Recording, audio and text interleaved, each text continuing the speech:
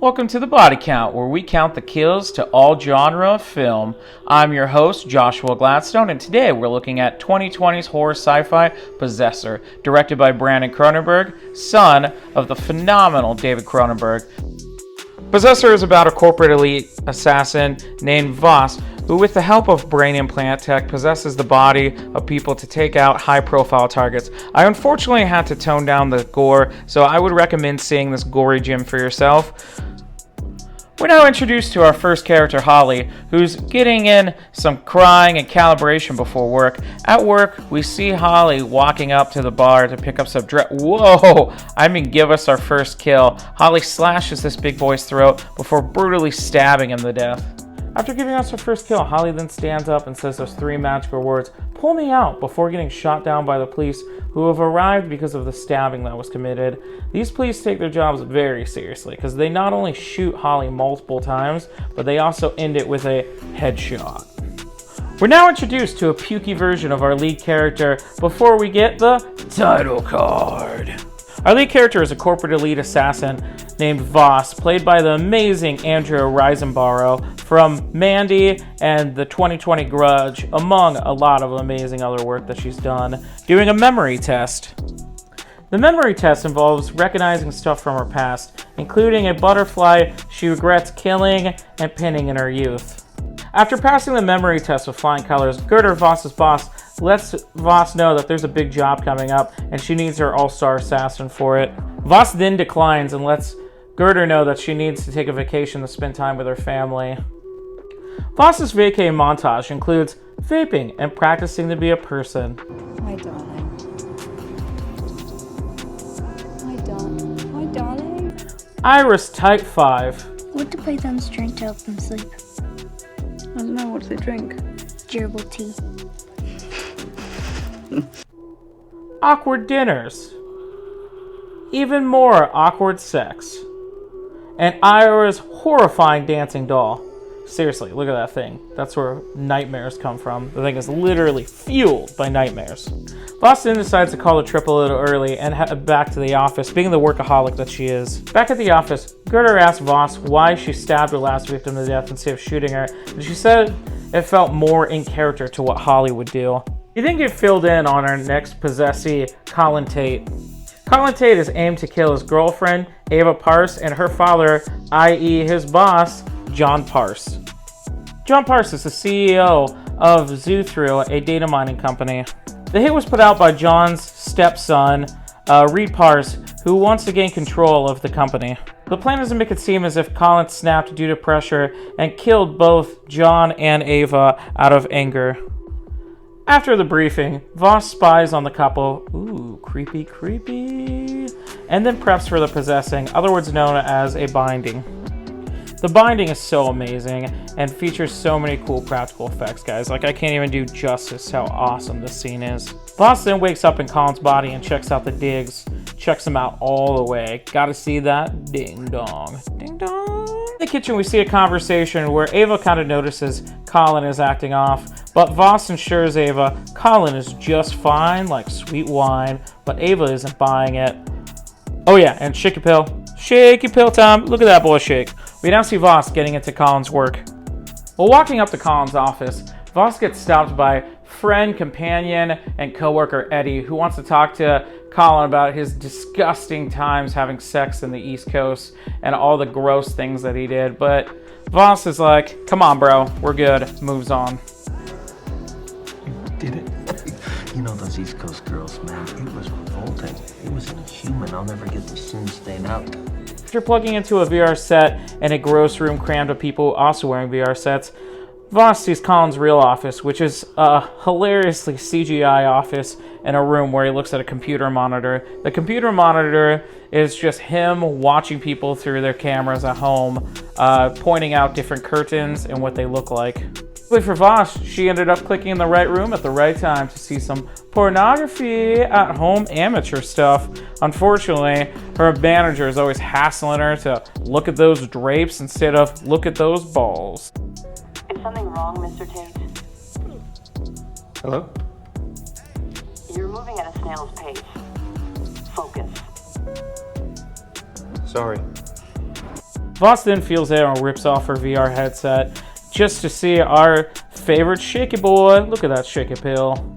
Voss then stands up, walks out of her room, and walks into another colorful sequence featuring Voss and Colin twinning. Seriously, these sequences are just, they're so amazing and beautifully done. Other than The Office and some of the posters in the background, this whole movie is literally just practical effects.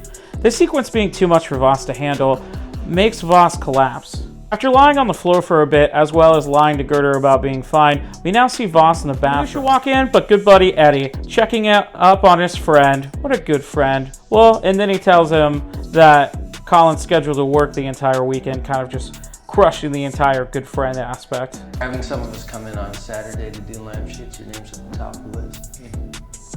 I don't get the sense the boss doesn't like you. We now see Voss spying on her family, which is probably not a good idea, but I get it. She's wishing she stayed with them instead. Luckily, when she gets back to Colin's place, she's treated to a worried Ava throwing a cocaine and vape party, featuring Colin being insulted and belittled by her friends about his job. While taking a bathroom break during the party, Greta, aka Tandis from Letterkenny, walks in and addresses a past affair they had and how Ava's over it and okay with it, so they should just be friends and mutual now because everything's all good. Voss then decides that Colin ain't having it and he's going to go to his room to vape alone. Ava then walks in the room, worried about Colin's checkup on him, which ends up leading to a really awesome and fun sex sequence where you see Voss for the first time experiencing what it's like to have sex as a male. Featuring some hardcore choking from Ava. A cool thing about this movie is originally it was going to be a male taking over a male's body, but they kind of went for a female so that there was a different perspective inside of this body. I thought that was really unique. Another fun thing is you're literally going to see people vaping this entire movie. It takes place in like an alternate reality 2008, which I think is kind of cool. That's why there's like a lot of like nice sci-fi like technology, but it's not too far advanced past like where 2008 realistically would be style-wise. We now see Voss and Ava at John's party where the events are supposed to take place, where a vaping John belittles Colin consistently, and after Colin has a few minutes to himself, has a second big interaction in front of everybody where he tells John off and tells him that he's a giant and that he'll step all over him and that he's better than him. He literally says he's a giant repeatedly. He lets it be known.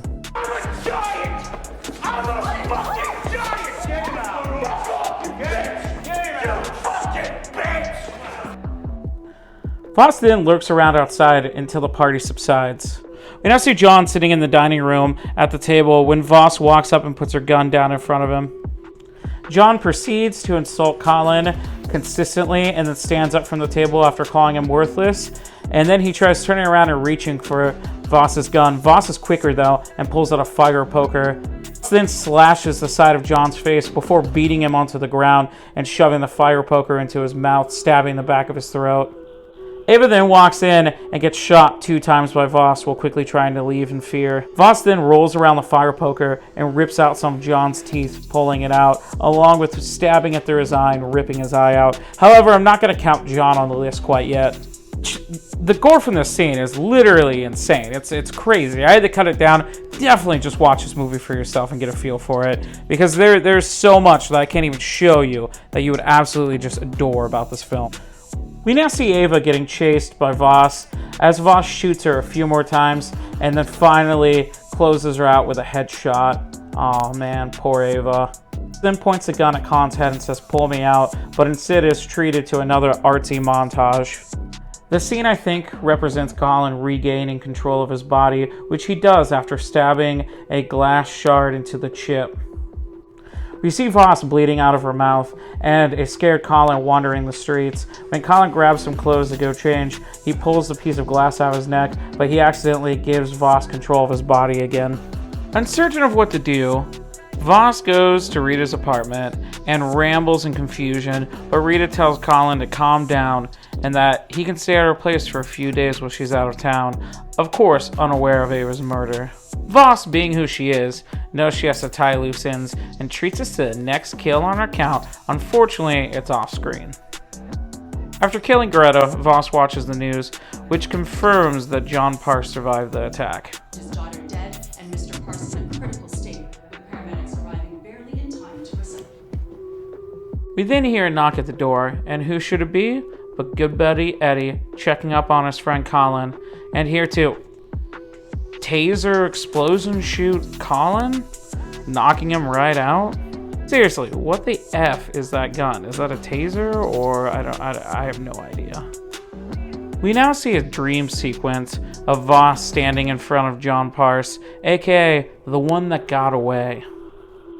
Unfortunately, nap time is ruined by Eddie, who ended up waking Voss up. Apparently, he's her lifeline and here to help her in case she needs any. Voss insists that Eddie should kill her, but he refuses because he claims to be a good Christian boy. This is coming from the guy who was talking about gross East Coast sex earlier. As Eddie is calibrating Voss, Voss is seeing an in and out of her mind sequence where Colin is coming out of a closet and going over to strangle her. He strangles her so hard he then crushes her head and wears her face. In this cool artistic montage, we see Colin reliving a lot of Voss's memories.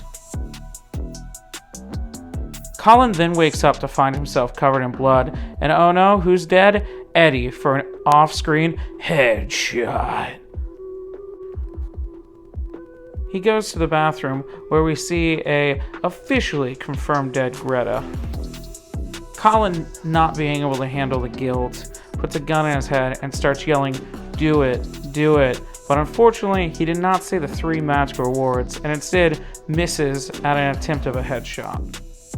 Colin, then realizing he now knows where Voss lives, goes to her house, recreating the scene from the beginning of a movie where Voss is practicing to talk to her family. It's a pretty cool callback to the beginning of a film. Colin then notices Ira outside and goes over to introduce himself. Their conversation is unfortunately interrupted by that good dad Michael calling his son in because he's talking to a stranger. Unfortunately for Michael, he just confirmed for Colin that he has the right house. Colin then waits until nightfall before banging on Michael's door and pulling a gun out on him. He then yells asking for Voss and then comparing her to a parasite inside of his head. Voss then appears and blames Colin for the murders and tells Colin to kill Michael, claiming that she used to love him.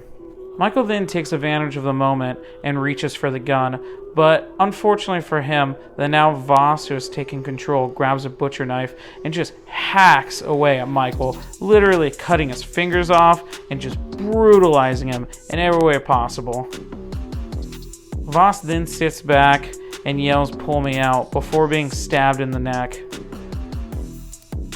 Voss then looks over and realizes Ira's the one who stabbed her in the neck. So what does she do? Takes out her gun and fills that kid with lead and ends it with a headshot. Well, we can officially count Colin and Ira to our count, being the last victims of a movie. We then see Ira's dead body say, "Pull me out." We then see that it was Girder who showed up trying to help finish the job, along with helping Voss move on from her family. Voss, while doing her memory test, pulls out the butterfly, retells the story, and this time doesn't bring up regretting it, showing that she now has no remorse. Roll credits. Well, that was 2020's gory film Possessor, and man, was that movie a ride.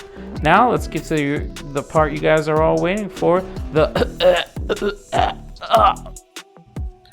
Now let's get to the kills.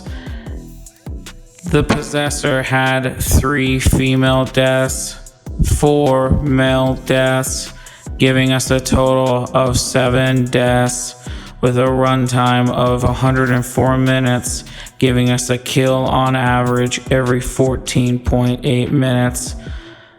The best kill goes to Michael since John did not die. Michael brutally got it.